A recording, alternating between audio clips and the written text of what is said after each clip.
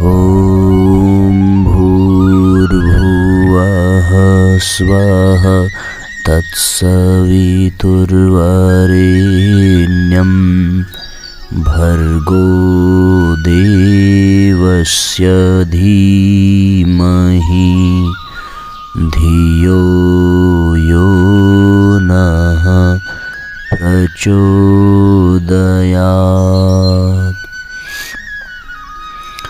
ॐ सद्गुरुचरणकमलेभ्यो नमः।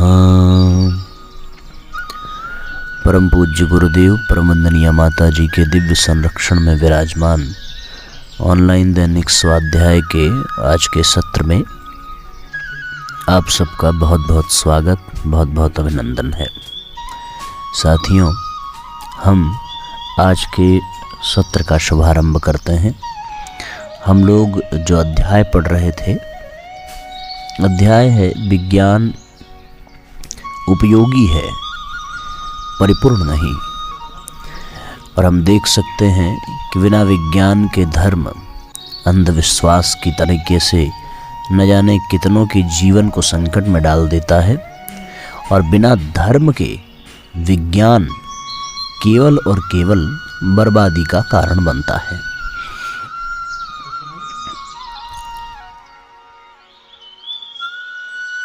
तो विज्ञान और धर्म एक दूसरे के पूरक बनकर के चलेंगे और वैज्ञानिक धर्म का प्रतिपादन करेंगे तो ही सबका कल्याण संभव है।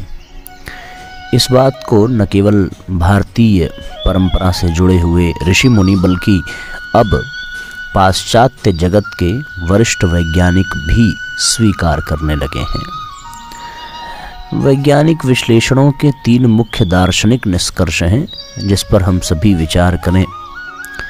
पहला है, ब्रह्मांड का आदि कारण कोई अति सूक्ष्म एकमेव सत्ता है जो चेतन है किंतु पूरी तरह पदार्थ विहीन नहीं।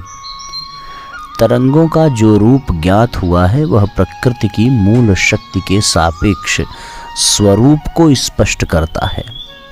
प्रकृति की यह मूल शक्ति वेदांत विचार की माया की तरह अवरार्ध अव्याख्येय है। शुद्ध माया या मूल शक्ति तो चेतन से घनिष्ठता से संबद्ध है, पर स्वयं चैतन्य मात्र नहीं। वह पूरी तरह द्रव्यातीत नहीं। इसका तात्पर्य ये है कि इस संसार में जो आदि शक्ति है वो केवल चेतना है, ऐसी बात नहीं। विज्ञान के अनुसार उस चेतना में भी जड़ता का कुछ पुट है। वो सही भी बात है, क्योंकि उस परब्रह्म को तो विज्ञान कभी देख ही नहीं सकता। परब्रह्म ने प्रकृति का अनुसरण किया, प्रकृति के साथ संयोग किया पुरुष बन करके, तब इस सृष्टि का निर्माण हुआ है। और प्रकृति जड़ है तो फिर वो दिव्य शक्ति ब्रह्मांड की शक्ति में भी केवल चैतन्यता है, ऐसी बात नहीं है। उसमें जड़ तत्व भी विद्यमान है, ये विज्ञान कहता है। दूसरा विश्लेषण है कि सृष्टि का ठीक ठीक स्वरूप जाना नहीं जा सकता, क्योंकि हमारे ज्ञान की सीमाएं हैं। उसके द्वारा हम उससे परे का यथार्थ नहीं जान सकते। तीसरी बात कि वैज्ञानिकों का तीसरा निष्कर्ष ये है कि भौतिक विश्व आभास का, अपीयरेंस का क्षेत्र है, यथार्थ का नहीं। यथार्थ उसकी पृष्ठभूमि में है, अर्थात विश्व की व्यवहारिक सत्ता है, पारमार्थिक या परम यथार्थ सत्ता नहीं है। स्पष्टतः यह वेदांत मत के अनुसार है। अपनी पुस्तक the new background of science में सर जेम्स जीन्स ने भी कहा है, सृष्टि में हम जो विधि व्यवस्था पाते हैं वे अत्यंत स्पष्टता तथा सरलता से आइडियलिज्म की भाषा में वर्णित व्याख्यायित है। यथार्थ और आभास, रियलिटी एंड अपीयरेंस की विवेचना करते हुए वैज्ञानिक अब इस निष्कर्ष पर पहुंचे हैं कि प्रकृति को हम पूरी तरह कभी भी जान नहीं सकेंगे, उसका मूल स्वरूप सदा ही अज्ञात रहेगा। क्योंकि जैसे ही हम जानने की चेष्टा करते हैं, हम उसमें व्यवधान उपस्थित करने लगते हैं। इसलिए महान वैज्ञानिक हाइजेनबर्ग ने अनिश्चय का सिद्धांत प्रतिपादित किया है। उन्होंने स्पष्ट किया है कि किसी माध्यम के द्वारा, फिर वह प्रकाश हो, ऊर्जा हो या कुछ और, जैसे ही हम मैटर के किसी अंश में संपर्क करते हैं, हम उसके प्राकृतिक स्वरूप में व्यवधान उपस्थित कर देते हैं। इस प्रकार इलेक्ट्रॉन का असली स्वरूप क्या है, यह कभी भी नहीं जाना जा सकता। हम इलेक्ट्रॉन की स्थिति एवं वेग का प्रकाश की सहायता से सूक्ष्म उपकरणों द्वारा परीक्षण करते हैं, तो प्रकाश का यह सहयोग कथित इलेक्ट्रॉन की स्वाभाविक दशा को निश्चित ही प्रभावित कर देता होगा। फिर परीक्षण के लिए प्रयुक्त उपकरण भी उसी सृष्टि के एक अंश हैं, जिनके द्वारा कि उस सृष्टि का रहस्य जानने का प्रयास किया जा रहा होता है। इन उपकरणों का संपर्क परीक्षित किए जा रहे अंश को स्वाभाविक नहीं रहने दे सकता। इस प्रकार प्रयोगों द्वारा यथार्थ सत्ता का ज्ञान असंभव है। जगत का स्वरूप समझने की वैज्ञानिक विधि इंद्रिय ज्ञान तक सीमित है। सूक्ष्मदर्शी यंत्रों द्वारा एकत्र जानकारी मस्तिष्क को इंद्रियों द्वारा ही मिलती है। स्थूल दृश्य जगत की यथार्थता जानने समझने में ही हमारी ज्ञानेंद्रियां बराबर धोखा खाती रहती हैं। मस्तिष्क भी पग पग पर भ्रम में पड़ता रहता है। स्पष्ट है कि इन आधारों पर जब प्रत्यक्ष जगत के बारे में ही सही निष्कर्ष निकाल पाना संभव नहीं, तो अदृश्य सूक्ष्म जगत में तो हमारी सीमाएं स्पष्ट हैं। अणुसंरचना के स्पष्टीकरणों द्वारा जो जानकारी और सहायता एकत्र की गई है, उससे अधिक आश्रय अनुमान पर आधारित गणित परक आधारों का लिया गया है, तभी कुछ निष्कर्ष निकाले जा सकते हैं। यथार्थ की तरह तक पहुंचने के लिए, सत्य को प्रत्यक्ष करने के लिए परख के आधार को अधिक विस्तृत करना होगा। इस दिशा में विज्ञान के प्रयास चल पड़े हैं। इस तरह से अच्छा हो यदि हम धर्म को अपूर्ण विज्ञान कहें और विज्ञान को अपूर्ण धर्म। यह पर्यायवाची शब्द जहां उनकी निजी विशेषताओं पर जरा भी आंच नहीं लाते, वहीं उनकी अपूर्णता और अन्योन्याश्रितता को भी उभार कर हमारे सामने लाते हैं और हमारी भ्रांति को दूर करते हैं कि उनमें कोई एक प्रमुख और प्रभावशाली है तो दूसरा गौड़ और मुखापेक्षी है। वास्तविकता ये है कि मानव रचना में आत्म तत्व और अनात्म तत्व दोनों लगे हैं। दोनों के तालमेल से जीवन सुसंगठित, संतुलित और उन्नत हो सकता है। आत्मविज्ञान और पदार्थ विज्ञान दोनों का समानुपातिक समन्वय ही इहलोक और परलोक को उत्साह व समृद्धि से तथा संतोष व आनंद से भर सकता है। धर्म और विज्ञान का अर्थात आत्मा और अनात्म पक्षों का, परमात्मा और माया का, आत्म कल्याण और विश्व कल्याण का, परलोक और इहलोक का ऐसा बुद्धिमत्तापूर्ण योग ही व्यवहारिक और उचित है। पिछले कुछ समय की तथा वर्तमान समय की धर्म और विज्ञान के क्षेत्रों में गतिविधियां इस बात का संकेत दे रही हैं कि उनके बीच की कृत्रिम दीवारों के ढहने की प्रक्रिया प्रारंभ हो चुकी है। पूर्व काल में धर्म द्वारा निंदित और दंडित विज्ञान आज धर्म से हाथ मिलाकर उसे अपनी वैज्ञानिकता प्रदान कर रहा है। दूसरी ओर धर्म के शाश्वत सिद्धांत ने सर्वोच्च कोटि के वैज्ञानिकों के चिंतन को परम सत्य की शोध तथा मानव कल्याण के प्रयास की दिशा में खोज, परामनोविज्ञान आदि धर्म और विज्ञान के मध्य सेतु बनने जा रहा है। इस बात के लक्षण दिखाई देने लगे हैं कि संपूर्ण मानवता की एक आत्मा की घोषणा करने वाला वैज्ञानिक धर्म भविष्य के गर्भ में विकसित हो रहा है। विभिन्न विशिष्ट विज्ञान भी परस्पर समन्वित होकर एक विज्ञान का रूप धारण करने की दिशा में बढ़ रहे हैं। आशा की जानी चाहिए कि ऐसा समन्वित विज्ञान स्वयं को तथा धर्म को एक ही वृहत सत्य के दो परस्पर संबंधित पक्ष सिद्ध कर सकेगा। अविच्छिन्न रूप से जुड़े तथा एक दूसरे को पोषित करने वाले धर्म और विज्ञान की अर्थात वैज्ञानिक धर्म और धार्मिक विज्ञान की आज के विश्व में महती आवश्यकता है। इनके प्रादुर्भाव और क्रियाशील होने के पश्चात ही विश्व शांति और विश्व बंधुत्व की कल्पना सार्थक हो सकेगी। अब आइए अगले अध्याय का शुभारंभ करते हैं। अगला बिंदु है अकेला विज्ञान उलझन बढ़ाएगा। पदार्थ का सूक्ष्मतम घटक जब परमाणु माना जाता था, वह बात बहुत पुरानी हो गई। परमाणु भी इलेक्ट्रॉन, प्रोटॉन, न्यूट्रॉन आदि अनेक घटकों में विभाजित हो गया और उसका स्थान एक संघ संचालक भर का रह गया है।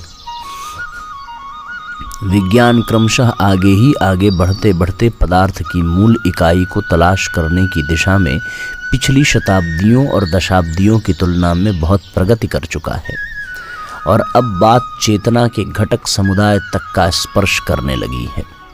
इन दिनों चेतना के मूल घटक के रूप में एक नए घटक को मान्यता मिली है। उसका नामकरण हुआ है साइकोट्रॉन। इस नई खोज का स्वरूप जिस तरह सामने आया है, उससे जड़ चेतन का मध्यवर्ती विवाद निकट भविष्य में नए करवट बदलता दिखाई पड़ता है। इसलिए उस परिशोध को असाधारण महत्व दिया गया है। उसकी खोज पर विज्ञान जगत का ध्यान नए सिरे से केंद्रीभूत हुआ है और उसकी शोध को एक अतिरिक्त प्रकरण की तरह मान्यता मिल रही है। इसकी शोधचर्या को साइकोट्रॉनिक विज्ञान नामक एक अतिरिक्त धारा ही मान लिया गया है।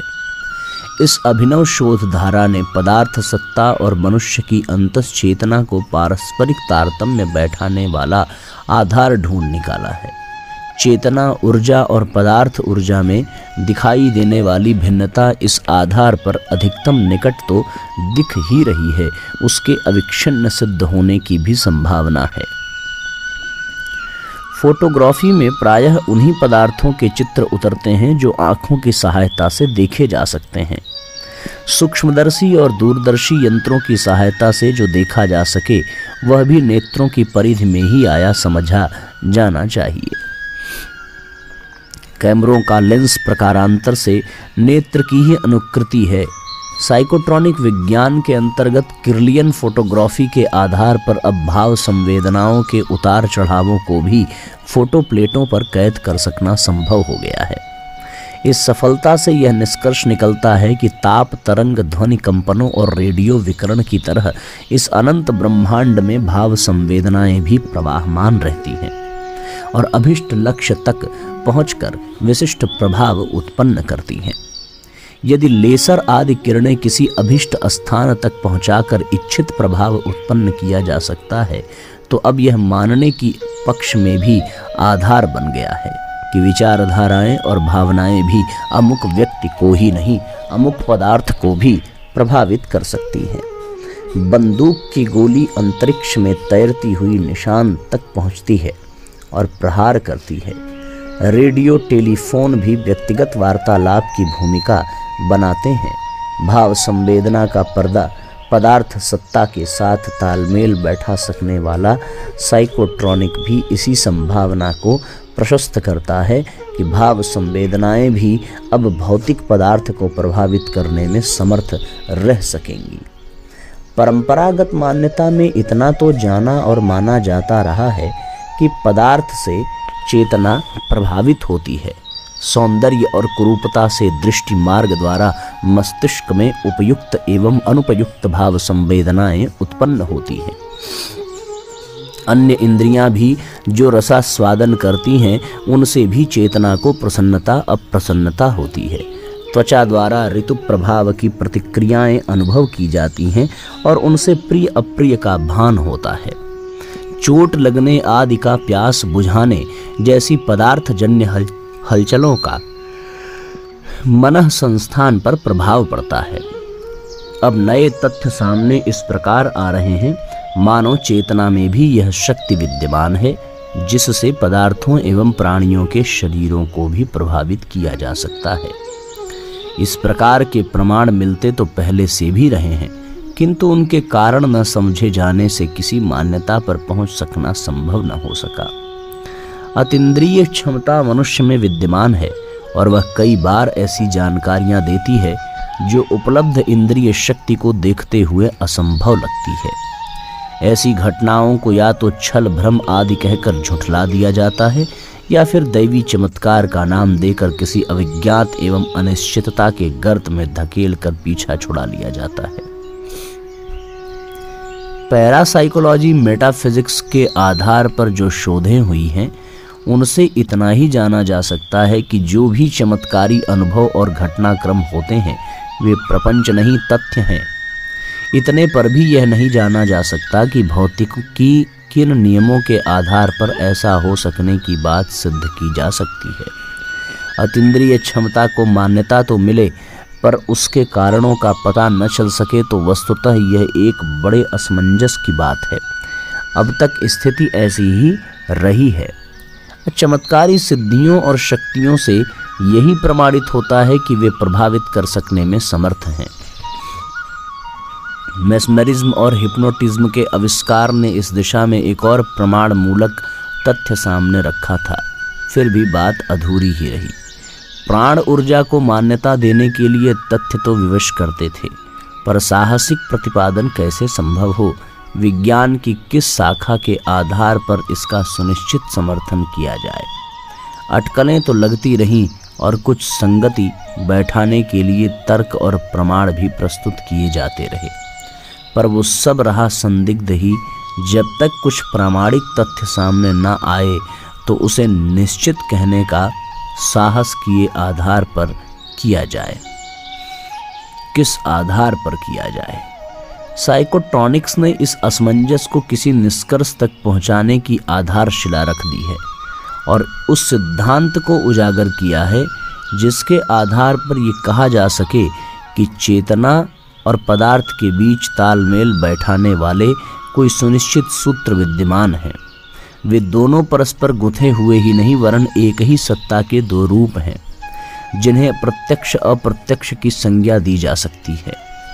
इस विज्ञान के अंतर्गत चेतना के एक अति प्रभावशाली क्षमता साइकोकाइनेसिस दूरस्थ व्यक्ति के प्रति आदेश प्रेषण क्षमता को तथ्य रूप में स्वीकार कर दिया गया है।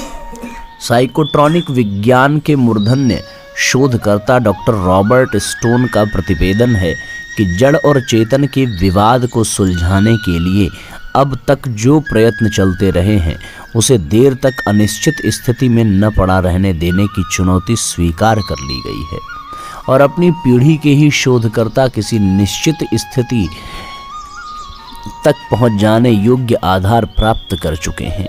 विज्ञान की पिछली पीढ़ी के कुलपति आइंस्टाइन के नेतृत्व में स्पेस टाइम यूनिवर्स के सिद्धांत ने काफ़ी प्रगति की थी। उससे ब्रह्मांड की मूल स्थिति को समझ सकने के लिए आशाजनक पृष्ठभूमि बनी थी। अब साइकोट्रॉनिक्स ने और बड़ा प्रकाश प्राप्त किया है। गुत्थी को अपेक्षाकृत अधिक अच्छी तरह सुलझाने में उससे भारी सहायता मिलेगी।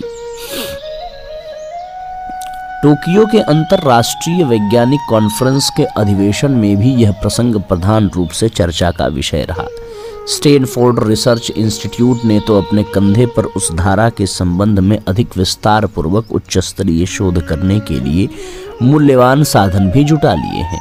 चंद्रमा के धरातल पर उतरने वाले 11वें वैज्ञानिक एवं नोएटिक साइंस इंस्टीट्यूट के संस्थापक एडगर मिचेल ने अपनी चंद्र यात्रा से लौटने के उपरांत यह मानना और कहना जोरों से शुरू कर दिया है कि ब्रह्मांड की संरचना जिन पदार्थों से हुई है वे किसी चेतना प्रवाह के उद्गम से आविर्भूत हुए हैं, भौतिक नहीं हैं।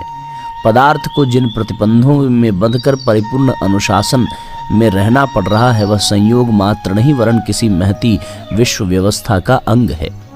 इस दिशा में मनोवैज्ञानिक डॉक्टर कार्ल सिमंटन ने एक साधन संपन्न अस्पताल की स्थापना की है, जिसमें चिकित्सा का जो नया आधार खड़ा है उससे साइकोट्रॉनिक्स के सिद्धांतों को ही क्रियान्वित किया गया है। यह प्रचलित मानसिक चिकित्सा से भिन्न है। इन दिनों मानसोपचार में सजेशनों को ही आधारभूत माना जाता है। स्वसंकेत पर संकेत की जो प्रक्रिया पिछले दिनों हिप्नोटिज्म प्रतिपादनों के सहारे चलती रही है, इस नए प्रयोग में उससे बहुत आगे की बात है।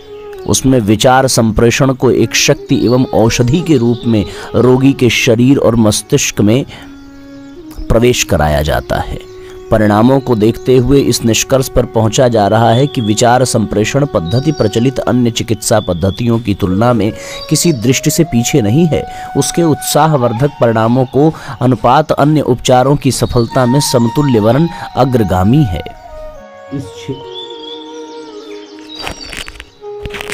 इस क्षेत्र में अधिक तत्परता पूर्वक और शोध में लगे हुए हैं।